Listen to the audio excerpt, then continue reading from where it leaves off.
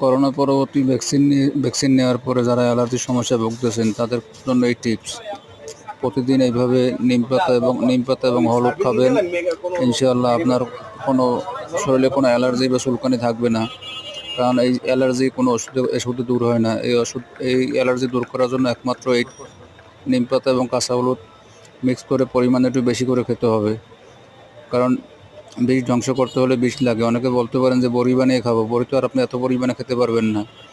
হ্যাঁ, তবে শিশু বাচ্চাদের এবং গর্ভবতী মায়েদেরকে এগুলো খাওয়াবেন না, কারণ তাদের জন্য আবার একটু ঝামেলা আছে। শিশু বাচ্চা বলতে দেখা গেছে যে 6 মাস বা 1-1.5 বছর বয়স যে সমস্ত শিশুদের, তাদেরকে এগুলো খাওয়াবেন না।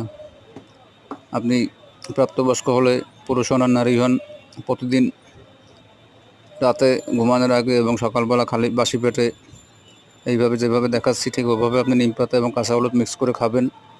ইনশাআল্লাহ আপনার শরীরে অ্যালার্জি চলে যাবে এবং আপনার রক্ত একদম পরিষ্কার থাকবে। আলহামদুলিল্লাহ, খেতে হয়তো বা 2-1 দিন একটু খারাপ লাগবে, কিন্তু আপনি নিয়মিত খান, ভালো হবেন। 15 থেকে 20 দিন খেলে ইনশাআল্লাহ আপনার শরীরে অ্যালার্জি চলে যাবে।